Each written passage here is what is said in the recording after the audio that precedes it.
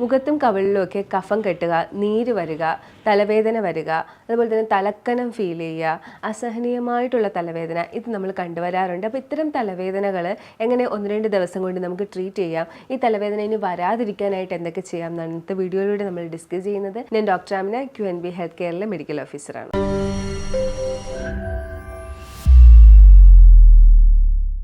തലവേദനകൾ പലതരത്തിൽ വരാറുണ്ട്. അപ്പോൾ നമുക്കൊക്കെ ഇത് ഡിഫറെൻ്റ് ആണെന്ന് പലർക്കും അറിയാം. മൈഗ്രെയിൻ്റെ തലവേദന വൺ സൈഡ് ഹെഡേക്ക് ആയിട്ട് വരാറുണ്ട്. അതുപോലെ തന്നെ ടെൻഷൻ ഹെഡേക്ക് തലയിൽ ഈ ഒരു ഭാഗത്ത് നെറ്റിയുടെ ഭാഗത്തും തലയിലെ മോൾ ഭാഗത്തൊക്കെ ആയിട്ട് വരാറുണ്ട്. അതുപോലെ മിക്ക ആളുകൾക്കും അവയർനെസ് ഉള്ളതാണ് സൈനസൈറ്റിസ്, അതായത് ജലദോഷം വന്നുകൊണ്ട് കഫമൊക്കെ കെട്ടിക്കൊണ്ട് വരുന്ന തലവേദന, തലയിൽ കഫം കെട്ടുക എന്നൊക്കെയാണ് നമ്മൾ പറയുന്നത്. അപ്പോൾ ഇത്തരം തലവേദന വരുന്നത് നമ്മുടെ മുഖത്ത് വായു അറകളുണ്ട്. അപ്പോൾ അതത് നമ്മുടെ മുഖത്തെ എല്ലുകളിലെ മർദ്ദം കുറയ്ക്കാനായിട്ട് ഉണ്ടാക്കിയിരിക്കുന്ന അറകളാണ്. അപ്പോൾ ആ അറകളിൽ കഫം കെട്ടുന്നത് മൂലമാണ് ഇത്തരം തലവേദന അനുഭവപ്പെടുന്നത്. അതായത് ഒഴിഞ്ഞിരിക്കാനുള്ള ക്യാവിറ്റി, ഒഴിഞ്ഞിരിക്കാനുള്ള ഒരു സുഷിരത്തിനകത്ത് ഈ ഒരു കഫം അല്ലെങ്കിൽ ഒരു ദ്രവം കെട്ടുന്നത് മൂലം, അത് കെട്ടുന്നത് മാത്രമല്ല അത് പിന്നെ ഇൻഫെക്റ്റഡ് ആയതിന് ശേഷമാണ് സൈനസൈറ്റിസ്, അതായത് ഇൻഫ്ലമേഷനായി അതൊരു അണുബാധയിലേക്ക് എത്തുമ്പോഴാണ് ഇത്തരം സഹിക്കാൻ പറ്റാത്ത തലവേദനയായിട്ട് പ്രസൻറ്റ് ചെയ്യുന്നത്. മുഖത്ത് ഒരു വായു അറയല്ല, പല രീതിയിൽ വായു അറകളുണ്ട്.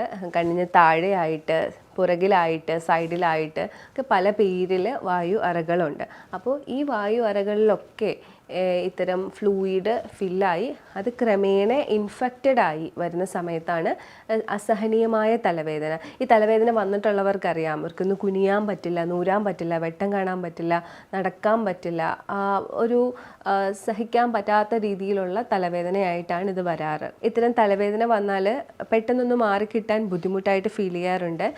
എന്നാൽ അത് നല്ല രീതിയിൽ ഒരു ഗൈഡൻസോടുകൂടി അതിന് വേണ്ട പ്രാക്ടീസ് ചെയ്ത് കൊടുക്കുകയാണെങ്കിൽ നിങ്ങൾക്ക് പെട്ടെന്ന് തന്നെ ഈ തലവേദന മാറിക്കിട്ടും. അതുപോലെ തന്നെ ഇത് വരാതിരിക്കാനും ചിലർക്ക് അടിക്കടി ഇത് വരാനുള്ള ടെൻഡൻസി ഉണ്ടാവും.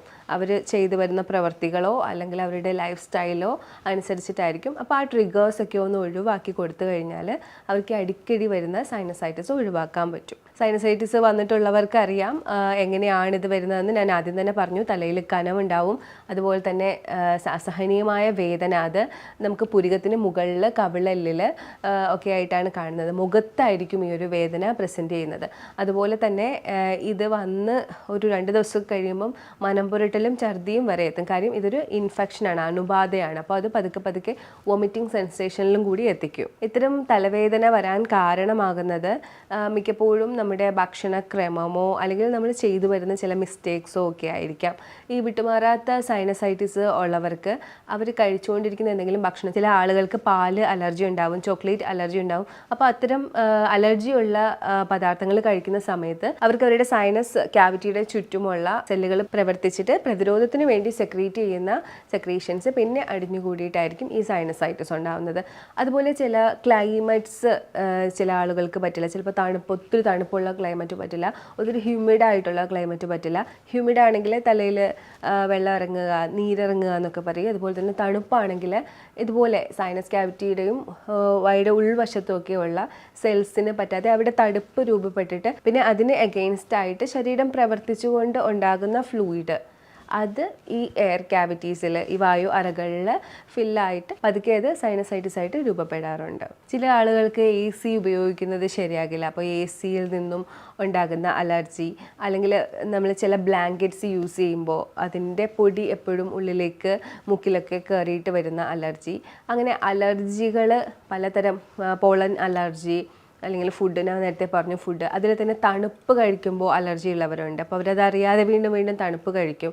അപ്പോൾ അങ്ങനെ പല രീതിയിലുള്ള അലർജികൾ, നിങ്ങളുടെ ബോഡിക്ക് പറ്റാത്ത രീതിയിലുള്ള സബ്സ്റ്റൻസ് ഉള്ളിലേക്ക് എത്തുകയും അതിൽ നിന്നും ഉണ്ടാകുന്ന അലർജി എല്ലാവർക്കും അറിയാമല്ലോ, നമ്മുടെ ബോഡി പ്രതിരോധിക്കുന്നതാണ് അലർജി എന്ന് പറയുന്നത്. ഓവറായിട്ട് എന്തിനെങ്കിലും എതിരെ പ്രതിരോധിച്ചു കൊണ്ടിരിക്കുന്നതാണ് അലർജി ആയിട്ട് വരുന്നത്.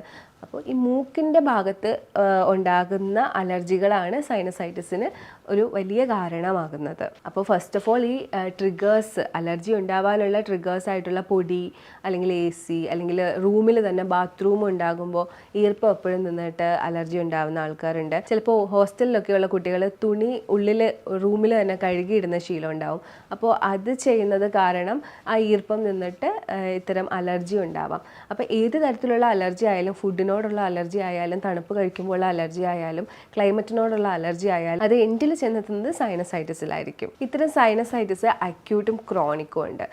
അക്യൂട്ട് എന്ന് പറയുമ്പോഴത്തേക്കും അപ്പം അറ്റ് പ്രസൻറ്റ് പെട്ടെന്നൊരു അലർജി അല്ലെങ്കിൽ ഒരു ക്ലൈമറ്റ് ചേഞ്ച് അങ്ങനെ എന്തെങ്കിലും കഴിച്ചത് കാരണം പെട്ടെന്ന് വന്ന ഒരു സൈനസൈറ്റിസ് ആയിരിക്കും. അപ്പോൾ അതിന് നമുക്ക് പെട്ടെന്ന് ആവി പിടിച്ച് കൊടുക്കാം, അല്ലെങ്കിൽ നമുക്കൊരു ചുക്ക് കാപ്പി പോലെ ഹീറ്റിംഗ് ആയിട്ടുള്ള എന്തെങ്കിലും പദാർത്ഥങ്ങളൊക്കെ കഴിച്ചു കഴിഞ്ഞാൽ നല്ല ആശ്വാസം. ഹോട്ട് സൂപ്പ് കുടിക്കുക, അപ്പോൾ തന്നെ ഇത് ഉരുകിക്കോളും.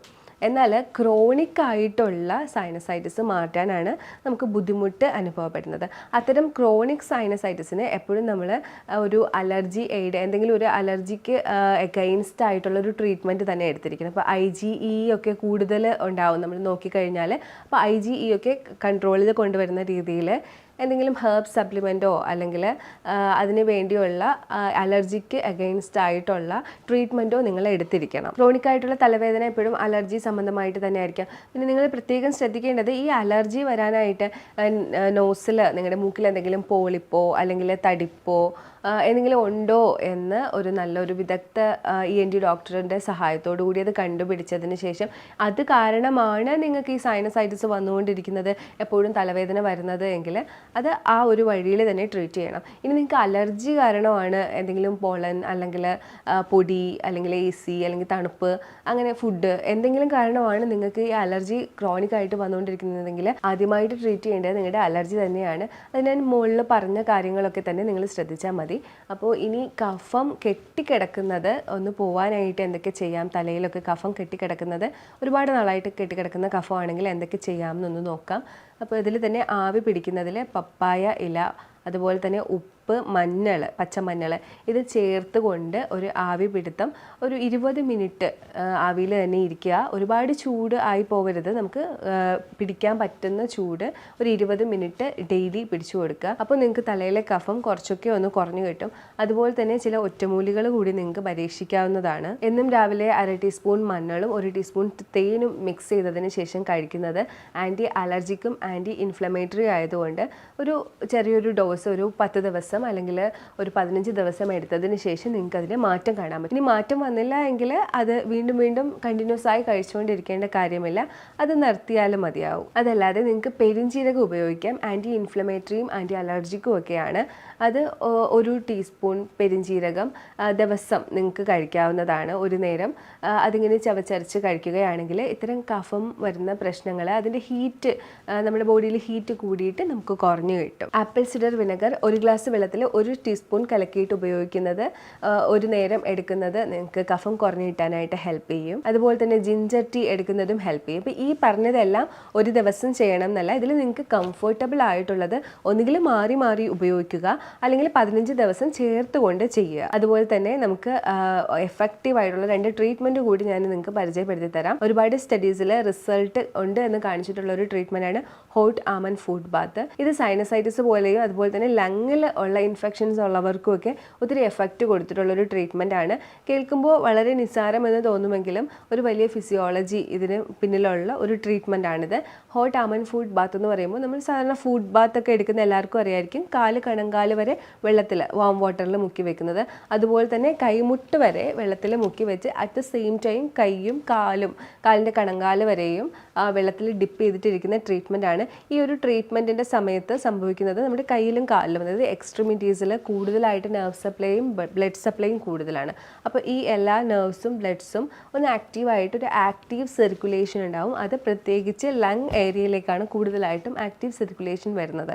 അപ്പോൾ ഈ ഒരു സർക്കുലേഷൻ്റെ സമയത്ത് നമ്മുടെ ഇൻഫെക്ഷനും കാര്യങ്ങളും ഒക്കെ പെട്ടെന്ന് കുറയാനായിട്ട് അത് ഹെൽപ്പ് ചെയ്യും. അറിയാലോ, കൂടുതലായിട്ട് ബ്ലഡ് സപ്ലൈ കൂടുമ്പോഴത്തേക്കും അവിടേക്ക് നമ്മുടെ പ്രതിരോധിക്കുന്ന സെല്ലുകളും എല്ലാം കൂടുതലായിട്ട് എത്തും. അപ്പോൾ അതൊരു 15 ദിവസം കണ്ടിന്യൂസ് ആയിട്ട് കൊടുക്കുകയാണെങ്കിൽ നല്ലൊരു മാറ്റം ഉണ്ടാവും. എനിക്ക് ഈ ഒരു ഹോട്ട് ആൽമണ്ട് ഫുഡ് ബാത്ത് വെച്ചിട്ട് ട്രീറ്റ് ചെയ്തിട്ടുള്ള ആസ്മ കേസും അതുപോലെ തന്നെ സൈനസൈറ്റിസ് കേസും ഒരുപാടുണ്ട്. അപ്പോൾ നിങ്ങൾക്ക് ഇത്തരം പ്രശ്നങ്ങളുണ്ടെങ്കിൽ ഒരു 15 ദിവസം ചേർത്തുകൊണ്ട് ഹോട്ട് ആൽമണ്ട് ഫുഡ് ബാത്ത് എടുക്കുകയാണെങ്കിൽ നല്ലൊരു റിസൾട്ട് കിട്ടും. അതുപോലെ തന്നെ നിങ്ങൾക്ക് ചെയ്യാൻ പറ്റുന്നതാണ് ഫേഷ്യൽ മസാജ് എന്ന് പറയുന്നത്. അതിൽ തന്നെ നിങ്ങൾ മർമ്മങ്ങളൊന്ന് ശ്രദ്ധിക്കണം. അതായത് പുരുകത്തിന് നടുവിലായിട്ട്, പിന്നെ സൈഡിലായിട്ട്, മൂക്കിൻ്റെ സൈഡിലായിട്ട്, കണ്ണിൻ്റെ കൃഷ്ണമണിയുടെ താഴെയായിട്ട് ഇത്രയും ഭാഗം ഇങ്ങനെ മസാജ് ചെയ്ത് ഡ്രെയിൻ ചെയ്ത് വിടുക. അപ്പോൾ നിങ്ങൾക്ക് സൈനസിൽ അടിഞ്ഞിട്ടുള്ള ആ ഒരു ഫ്ലൂയിഡ് ഡ്രെയിൻ ആയി പോകാനായിട്ട് ഹെൽപ്പ് ചെയ്യും ഈ ഒരു ചെറിയ മസാജ് ഡെയിലി കൊടുക്കുന്നത് കാരണം. അപ്പോൾ ഇത് ഇൻഫെക്ഷൻ വന്നിരിക്കുന്ന സമയത്ത് ചെയ്യണമെന്ന് ഞാൻ പ്രൊമോട്ട് ചെയ്യില്ല. ഇൻഫെക്ഷൻ വന്നിരിക്കുന്ന സമയത്ത് കടുത്ത ഇൻഫെക്ഷൻ ആണെങ്കിൽ ഉറപ്പായിട്ട് നിങ്ങൾ ആൻറ്റിബയോട്ടിക് എടുത്തിട്ട് കുറയ്ക്കേണ്ടിയിരിക്കുന്നു. അല്ലെങ്കിൽ നിങ്ങൾക്ക് ചെറിയ രീതിയിലുള്ള ഇൻഫെക്ഷൻ ആണ്, ഈ ഛർദി വൊമിറ്റിംഗ് ഒന്നും വന്നിട്ടില്ലെങ്കിൽ അത്യാവശ്യം നിങ്ങൾ ആവി പിടിച്ച് ഡയറ്റൊക്കെ ഒന്ന് ശ്രദ്ധിച്ച്, ഡയറ്റിൽ തന്നെ റിഫൈൻഡ് കാർബോഹൈഡ്രേറ്റും അതുപോലെ തന്നെ പ്രോസസ്ഡ് ഫുഡും ഒക്കെ ഒന്ന് ഒഴിവാക്കി ക്ലീൻ ആയിട്ടുള്ള പൊടിയരിക്കഞ്ഞി, അതുപോലെ തന്നെ ഫ്രൂട്ട് കഴിക്കരുതെന്ന് ഒരുപാട് പേര് പറയും. പക്ഷേ ഫ്രൂട്ട് കഴിക്കുന്നതിൽ വലിയ പ്രശ്നമൊന്നും ഉണ്ടാവില്ല. ആവശ്യത്തിനുള്ള ഫ്രൂട്ടൊക്കെ കഴിച്ചാലും മതിയാവും. ദഹനമാണ് ആ സമയത്ത് കുറച്ചും കൂടി ശ്രദ്ധിക്കേണ്ടത്. നല്ലൊരു ദഹനവും കൂടി ഉണ്ടെങ്കിലാണ് പെട്ടെന്ന് ആ ഒരു ഇൻഫെക്ഷൻ മാറിക്കിട്ടുന്നത്. അപ്പോൾ ഫുഡിൻ്റെ കാര്യം കൂടി കൃത്യമായിട്ട് ഒന്ന് ശ്രദ്ധിച്ചു കഴിഞ്ഞാൽ പെട്ടെന്ന് തന്നെ ആ ഒരു ഇൻഫെക്ഷൻ കുറഞ്ഞു കിട്ടും. എന്നാൽ ഞാൻ നേരത്തെ പറഞ്ഞ പോലെ ഒരുപാട് കൂടുതലാണ്. രണ്ട് കാര്യങ്ങൾ, ഒന്ന് ക്രോണിക് ആണ്, ഒരുപാട് നാളായിട്ടുള്ള ഇൻഫെക്ഷനാണ് സൈനസൈറ്റിസ് ആണെങ്കിൽ അതിൻ്റെ റൂട്ട് കോസ് നിങ്ങൾ കണ്ടുപിടിക്കണം. അതായത് എങ്ങനെയാണ് ഇത് വരുന്നത്, മൂക്കിൽ പോളിപ്പ് എന്തെങ്കിലും ഉണ്ടോ, മൂക്കിന് വളവുണ്ടോ എന്ന് കണ്ടുപിടിച്ച് അത് പരിഹരിക്കണം. ഇനി അലർജി ആണെങ്കിൽ അലർജിക്കുള്ള ട്രീറ്റ്മെൻറ്റ് ചെയ്യണം. അലർജിക്ക് പലതരത്തിലുള്ള ട്രീറ്റ്മെൻറ്റുകളുണ്ട്, നമുക്കും ട്രീറ്റ്മെൻറ്റുകൾ അവൈലബിൾ ആണ്. അപ്പോൾ അങ്ങനത്തെ ട്രീറ്റ്മെൻറ്റുകൾ നിങ്ങൾ ഫോളോ ചെയ്യണം. അപ്പോൾ എങ്ങനെയായാലും ഇത്തരം സൈനസൈറ്റിസ് മൂടോടുകൂടി മാറ്റാവുന്നതേ ഉള്ളൂ. എപ്പോഴും റിപ്പീറ്റായി എനിക്ക് സൈനസൈറ്റിസ് വരുന്നു, ഒന്നിനും പറ്റുന്നില്ല എന്നുള്ള പരാതി നിങ്ങൾക്ക് മാറ്റാവുന്നതേ ഉള്ളൂ. അപ്പോൾ ഞാനീ പറഞ്ഞ കാര്യങ്ങളൊക്കെ നിങ്ങൾക്ക് ഉപയോഗപ്രദം ആകുമെന്ന് തന്നെയാണ് ഞാൻ വിചാരിക്കുന്നത്.